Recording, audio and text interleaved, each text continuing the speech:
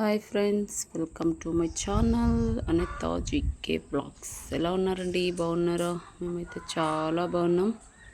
మీ support అనేది ఉంటే ఇంకా బాగుంటుందన్నమాట. అనిత, ప్లీజ్ సపోర్ట్ మీ ఫ్రెండ్స్. వీడియోలోకి అయితే వెళ్ళిపోదామా? వీడియో అనేది మీకు స్టార్టింగ్లోనే తెలిసిపోతుంది నేను ఎక్కడికి వెళ్తున్నాను అనేది. వచ్చేసేయండి. ఎక్కడికి వచ్చానో చూడండి. ఎంతగానో రెడీ అయ్యి ఇంతగానో సామాన్ వేసుకొని ఎక్కడికి వచ్చేస్తుందండి అనిత? ఎక్కడికి లేదు, సాఫర్ వెళ్ళిపోతుందనమాట. అందుకనే ఇంత లగేజీ. నా అదృష్టానికో నా దురదృష్టానికో నాకు తెలియదు, కానీ కోయిట్ మాత్రం ఫుల్ దుమ్ము. అక్కడి నుంచి ఎలాగో అలాగా తప్పించుకొని లోపలికి వచ్చేస్తే ఇక్కడ వచ్చేసి మన పార్సల్ అంతా లగేజీ ప్యాక్ చేసేస్తున్నారనమాట. ప్రతి ఒక్క సూట్ కేసు కానీ అట్టపెట్టికి కానీ అలా రోలింగ్ చుట్టించుకుంటే చాలా సేఫ్గా అనేది మన సామాన్లు అనేది ఉంటాయన్నమాట.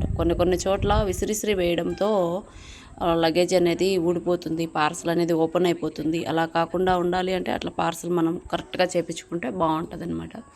ఇక్కడైతే నేను బోర్డింగ్ దగ్గరకు వచ్చేసాను. పార్సల్ అంతా వేసుకొని రెడీ అయిపోయిన తర్వాత వచ్చేసా. నా బోర్డింగ్ అంతా పూర్తి అయిపోయింది. పూర్తి అయిన తర్వాత ఇంకా లోపలికి ఎంట్రన్స్ అనమాట. లోపలికి వచ్చేసిన తర్వాత వెయిటింగ్ హాల్లోకి అయితే వెళ్ళాను. వెయిటింగ్ హాల్లో ఒక 1 అవర్ 1.5 అవర్ ముందే వెళ్ళిపోయామన్నమాట. వెయిటింగ్ చూస్తుంటే ప్రతి ఒక్కరూ నిద్రమత్తులోనే ఉన్నారనమాట. ఆల్మోస్ట్ నేను కూడా అంతేలేండి, మీరే కాదు నేను కూడా అలానే ఉన్నా. ఏమ్రా దేవుడా పరిస్థితి అని అలా చూస్తుంటే ఇంకా ఇండిగో ఫ్లైట్ అయితే వచ్చేసింది. ఇంకా రండి అని లోపలికి అయితే పిలిచారు. అక్కడికి వెళ్ళిన తర్వాత మళ్ళీ అక్కడ లగేజీ చెకింగ్, చాలా లగేజీ చెకింగ్ ఉన్నిందనమాట. చాలా చోట్ల ఒక చిన్న షూ కానీ బెల్ట్ కానీ ప్రతి ఒక్కటి వేసారనమాట. అక్కడ సౌండ్ వస్తుంది కదా, అక్కడ చెక్ చేసే దగ్గర వచ్చేసి నేనైతే ఈ బ్యాగులు ఫ్లైట్ దగ్గరికి తీసుకెళ్ళిన తర్వాత అప్పుడు వచ్చేసి ఫ్లైట్లో స్థలం లేదు, ఇది కూడా లగేజీలోనే వేసేయాలి అని చెప్పి ఒక స్టిక్కర్ అయితే అతికిచ్చారు. నేను ఆల్రెడీ బోర్డింగ్ జరిగేటప్పుడే అడిగాను అనమాట. ఆయన అప్పుడేం కాదు, ఏం లేదు, తీసుకెళ్ళండి అని చెప్పారు. తర్వాత లోపలికి వచ్చిన తర్వాత లేదు ఇది లగేజీలో వెళ్తుంది, మీతో రాదు అని చెప్పేసి హ్యాండ్ లగేజ్ కూడా తీసేసుకున్నారు. అలా తీసుకునేటప్పుడు ఇందులో ఏమైనా ఫోన్లు కానీ పవర్ బ్యాంకులు కానీ ఇట్లాంటివి ఏదైనా కంప్యూటర్స్ కానీ ఇట్లా ల్యాప్టాప్స్ ఉంటాయి కదా, అవి అలాంటివి ఏమైనా వేసారా లేదా అని అన్నీ చెక్ చేశారనమాట. అన్నీ చెక్ చేసిన తర్వాత నా దగ్గర అయితే ఏం లేవని చెప్పాను. ఆల్మోస్ట్ హ్యాండ్ లగేజీలో వచ్చి అలాంటివి ఏమీ వేయకూడదు, అలౌ చేయరు. ఇంకా దేవుడా అని చెప్పి వచ్చి కూర్చునేసామన్నమాట. ఫ్లైట్లో తూగుతా నైటు 2:50 అయిందనమాట ఫ్లైట్లో కూర్చున్నప్పటికీ. ఆ టైంలో అందరూ ఆల్మోస్ట్ అందరికీ నిద్రమొహమే ఉంటుంది, కానీ ఎవరికి ఎంజాయ్ చేసుకునే మూడ్లో ఎవరో ఉంటారు కదా, అలా ఉందనమాట. అలా నాకు కూడా సేమ్ పరిస్థితి అలానే ఉంది. నేను ఎవరితో మాట్లాడుతున్నాను అంటే మీకే చెప్తున్నాను. నేను వెళ్ళే ఫ్లైట్ వచ్చేసింది. లగేజ్ అయితే నా సైడ్ నుంచి మీకు చూస్తున్నారు కదా, అది మనం లగేజీ ఏదైతే లోపల వేస్తామో బోర్డింగ్ జరిగేటప్పుడు ఆ లగేజీ మొత్తం మళ్ళీ మనం వెళ్ళే ఫ్లైట్లోనే కింద స్పేస్ అనేది ఉంటుందన్నమాట లగేజీ వేయడానికి. అక్కడికైతే పంపించేస్తున్నారు ప్రతి ఒక్కటి. నా హ్యాండ్లో తీసుకున్న హ్యాండ్ లగేజీ ఏదైతే ఉందో అది కూడా సేమ్ నా ఫుల్ లగేజీతో పాటు వేసేసారు. నేను అది చెప్తున్నాను అనమాట. లగేజీ అంతా పూర్తి అయిపోయిన తర్వాత దేవుడి దయ వల్ల ఏమైందంటే లగేజీ ఎక్కడా కానీ డ్యామేజ్ కానీ లేదంటే తీసేయడం కానీ ఇలాంటివి ఏమీ జరగలేదన్నమాట. కరెక్ట్గా సరిపడా లగేజ్ తీసుకుంటే ఎలాంటి టెన్షను ఉండదు, లేకపోతే టెన్షన్ ఎక్కువ ఉంటుంది. ఎక్కడ తీసేస్తారో ఎక్కడ ఏమవుతుందో ఏమో అని. హెయిర్ హోస్టర్స్ అయితే చాలా బాగున్నారు కాదు. నాకైతే ఫస్ట్ సీటు పైలట్ అయిపోయిన తర్వాత వచ్చే ఫస్ట్ సీటే నాకు వచ్చిందనమాట ఈసారి. కొంచెం హ్యాపీ అనిపించింది, కానీ ఫస్ట్లోనే అంటే ఇండిగో ఫ్లైట్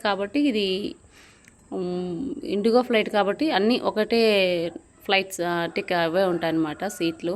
మామూలుగా పెద్ద కోయిట్ ఎయిర్వేస్ అలా అయితే బిజినెస్ క్లాసులు అవి ఉంటాయి. దీంట్లో అలా ఏం లేదు, అంతా నార్మలే. అక్కడ వచ్చే బ్యాగుల్లో నా హ్యాండ్ లగేజ్ బ్యాగ్ కూడా ఉందన్నమాట. వేస్తూనే ఉన్నారు ఇంకా వాళ్ళు. చూడండి, అది డోరు ఫస్ట్లోనే నేను ఉన్నాను. చాలామంది అయితే వచ్చారులేండి. విమానం అంటే చాలామంది వస్తారు కదా. కాకపోతే నాకు ఎక్కడ అయితే అనిపించింది, ఏమనిపించిందంటే ఈ ఫ్లైట్ తీసుకోవడము చాలా తప్పు చేశాను అని మాత్రం అనిపించింది. చాలా తప్పు చేశానని మాత్రం అనిపించింది అనమాట. ఎందుకంటే చాలా వెయిటింగ్ ఎంత బాధపడ్డానంటే అంత బాధపడ్డాననమాట. ఇంత వెయిటింగ్ చేయలేక. ఇక్కడ ఎందుకు ఇంత నవ్వుతున్నా అంటే నా పక్క ఇంకొక అక్క వచ్చి కూర్చునిందనమాట. ముస్లిం అక్క బద్వేలు. అక్క ఏదేదో మాట్లాడుతూనే ఉంది. మళ్ళీ చెప్తున్నాను నేను అక్కకి, ఇంకా అది ట్రాలీ తీసేశారు, ఇంకా ఫ్లైట్ బయలుదేరుతుంది అని. కానీ వ్యూ చూడాలి అనుకుంటే నైట్ ఫ్లైట్లో వెళ్ళాలా. ఎర్లీ మార్నింగ్ వ్యూ చూడాలి. చాలా అంటే చాలా బాగుంటుంది అసలు. ఆ వ్యూ చెప్పడానికి అసలు వీలు అవ్వదులేండి, అంత బాగా అనిపిస్తుంది. కాకపోతే వెయిటింగ్ ఎక్కువ, అది చాలా కష్టం. ఎయిర్ హోస్టర్ చూడండి ఎంత కష్టపడుతుందో డోర్ వేయడానికి. ఆడవాళ్ళు ఏమైనా చేయగలుగుతారు అన్నదానికి ఉదాహరణ అదే. అంత పెద్ద డోర్ ఆమె క్లోజ్ చేయగలుగుతుంది. నేను వచ్చి నా పక్కన కూర్చున్న అక్కతో ఏదేదో మాట్లాడుకుంటూ ఉన్నాను అనమాట. అక్క ఏదేదో చెప్తుంది, అట్లా ఇట్లా, నా ఫోన్లో నెట్ ఉంది, నీకు అవసరమైతే చేసుకో ఎవరికైనా అని. నేనైతే ఏమొద్దక్క అని చెప్పి బాయ్ చెప్పేసిన. ఇంకా ఫ్లైట్ అయితే మూవ్ అవుతుందన్నమాట. నైట్ టైం కదా, పెద్ద క్లియర్గా అయితే కనపడలేదనమాట. కింద అంత లైటింగ్, దానివల్ల కొంచెం క్లియర్గా లేదు వీడియో. వచ్చి రన్వే మీదకి వచ్చేసింది ఫ్లైట్ వచ్చేసి. చాలా బాగా అనిపిస్తుంది. నేను ఎప్పుడు చెప్పేదే, మళ్ళీ చెప్తున్నా, సిటీ చూడాలి అంటే అంతా రాత్రులే, పల్లెటూరు చూడాలి అంటే అంత పగలు చూడాలి. అలాగా చూడండి రన్వే మీద లైట్స్ అవి చాలా అందంగా అనిపిస్తుంది కదా. ఫ్లైట్ లేసేటప్పటికి ఇంకా చాలా అందంగా కనపడుతుంది సిటీ అనేది. ఎంత స్పీడ్ వెళ్తుందంటే అంత స్పీడ్, ఒక్క క్షణంలో టేకాఫ్ అయిపోతుంది అనమాట. కళ్ళు మూస్తారు చెల్లపలు ఫ్లైకి వెళ్ళిపోతుంది. టేకాఫ్ అయిపోయింది ఫ్లైట్. చూడండి ఎంత.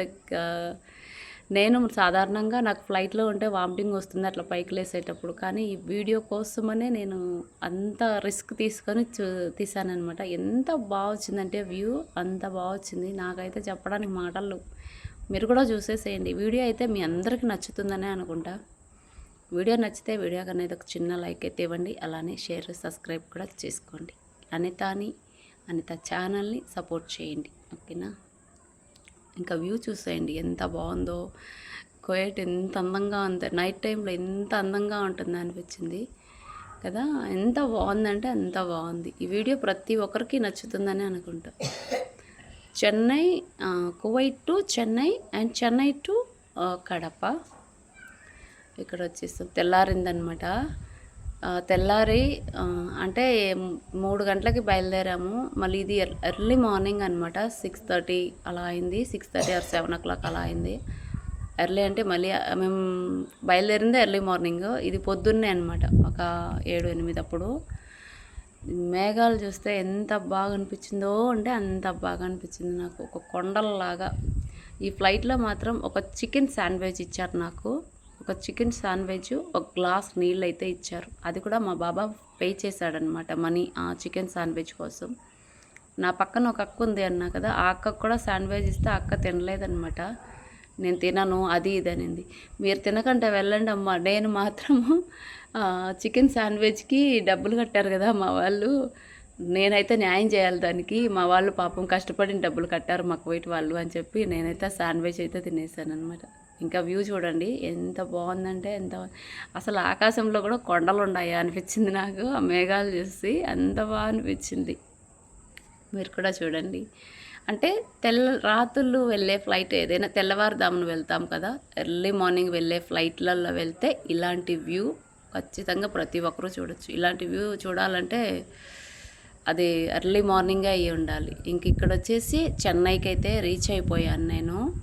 చెన్నైకి అయితే వచ్చేసాను. కింద నుంచి చెన్నై చూడండి, చెన్నై సముద్రం బీచ్ అది ఉంది కదా, అది చాలా బాగా అనిపించింది. కాకపోతే వెయిటింగ్ ఒక్కటే అని చాలా నాకు బాధేసింది. ప్రాబ్లం ఫేస్ చేశాను. ఎందుకంటే మీ అందరికీ తెలుసు నాకు కొంచెం హెల్త్ ఇష్యూస్ ఉన్నాయి అని. దానివల్ల ఇట్లా వెయిటింగ్ ఫ్లైట్ తీసుకోవడం వల్ల చాలా ప్రాబ్లం అయితే వచ్చిందనమాట నాకు. పొద్దున్నే 9:40కి ల్యాండ్ అయిపోయింది చెన్నైలో. ఇంకా ల్యాండ్ అయిపోయింది చూడండి, కింద రన్వే మీద వెళ్ళిపోతుంది. ఎంత స్పీడ్ అంటే అంత స్పీడ్ ఉందన్నమాట. కాకపోతే 9:40 నుంచి సాయంత్రం 3:50 వరకు ఫ్లైట్ లేదనమాట. 3:50కి మళ్ళీ flight Chennai to Kadapa IndiGo. అందులో అయితే ఓన్లీ మంచినీళ్ళే ఇచ్చారనమాట. అందులో ఏమీ ఇవ్వలేదు, తినడానికి కానీ తాగడానికి కానీ ఏమీ ఇవ్వలేదు. అలా జర్నీ అలా అయింది. అందుకే చెప్తున్నా, ఎవరైనా హెల్త్ ఇష్యూస్ ఏం లేకున్నా బాగుండే వాళ్ళు ఎవరైనా అయితే రావచ్చు. కానీ కొంచెం హెల్త్ ఇష్యూస్ ఏమైనా ఉండే వాళ్ళు అయితే వస్తే ఇలాంటి వెయిటింగ్ ఫ్లైట్లలో చాలా ప్రాబ్లమ్స్ అయితే ఎదుర్కొంటారు. కాబట్టి కొంచెం వచ్చేటప్పుడు చూసుకొని రండి. జర్నీ అయితే నాకైతే కష్టమే అనిపించింది. ఈ చెన్నై టు కడపది అండ్ కువైట్ కడప అనేది కొంచెం ఇక్కడైతే లగేజీకి వచ్చేసాను. ఈ లగేజీ దుబాయ్ ఫ్లైట్ అండ్ చెన్నైలో కువైట్ ఫ్లైట్ 2 ఒకేసారి దిగాయి అనమాట. ఇటు సైడు నేను ఇక్కడ నిలబడుకొని ఉన్నాను, కానీ ఇవి దుబాయ్ ఫ్లైట్ వాళ్ళవే అంట. ఇంకా సరేలే అని మళ్ళీ అక్కడి నుంచి వచ్చేసి మళ్ళీ వేరే చోటు నుంచి చూసి మళ్ళీ వేరే దగ్గర వస్తున్నాయి. 2 సార్లు వెళ్ళి అటు ఇటు చాలా మందిని అడిగితే మళ్ళీ ఇంకా ఈ సైడ్ వస్తున్నాయి అమ్మ మీ లగేజ్ కువైట్ వాళ్ళవి అంటే, మళ్ళీ ఇట్లా తిరుక్కొని వచ్చి చూస్తే అప్పుడు నా లగేజ్ వస్తుందన్నమాట. నా లగేజ్ తీసుకోవడానికి ఒక 20 నుంచి 25 నిమిషాల వరకు పట్టింది లగేజ్ మొత్తం తీసుకోవడానికి. ఎంతమంది వెయిట్ చేస్తున్నారో చూడండి, చాలా మంది వెయిట్ చేస్తున్నారు కదా. ఇంకా అక్కడి నుంచి లగేజ్ తీసుకొని మళ్ళీ ఎయిర్పోర్ట్లో నుంచి బయటకు వచ్చేసి మళ్ళీ బయటకు వచ్చి మళ్ళీ లోపలికి వెళ్ళాలి. చెన్నైలో బయటికి వెళ్ళి ఆ తర్వాత మళ్ళీ డౌన్ వెళ్ళి నా వెనక పక్క ఒక అక్క ఉంది కదా రెడ్ కలర్ జాకెట్, ఆ అక్క కూడా కడపకే వచ్చిందనమాట. ఆ అక్క నేను ఇదిగోండి ఈ బాబు ఉన్నాడు కదా ఈ అబ్బాయి, ఆ అబ్బాయి కూడా కడపే అనమాట. ఆ అబ్బాయి లేకపోతే చాలా కష్టపడే వాళ్ళమేమో అనిపించింది నాకైతే, ఎందుకంటే ఎక్కడ అనేది మాకు తెలియదు కదా. అందుకోసము ఇక్కడ ఎయిర్పోర్ట్లోకి వచ్చిన తర్వాత ఇక్కడ చూస్తే ఆవులు ఎద్దులు అన్నీ ఉన్నాయన్నమాట. వాటితో కొంచెం సెల్ఫీ అలా తీసుకొని లగేజీ వేసేసి ఆ తర్వాత వచ్చి మళ్ళీ వాళ్ళకు కొంచెం వీడియో అనేది తీసుకొని వచ్చి ఇంకా వెయిటింగ్ హాల్లో కూర్చున్నాము. ఇప్పటి నుంచి ఇప్పుడు టైం వచ్చేసి ఈ బిట్ తీసినప్పుడు వీడియో వచ్చేసి 11:30 అయ్యింది.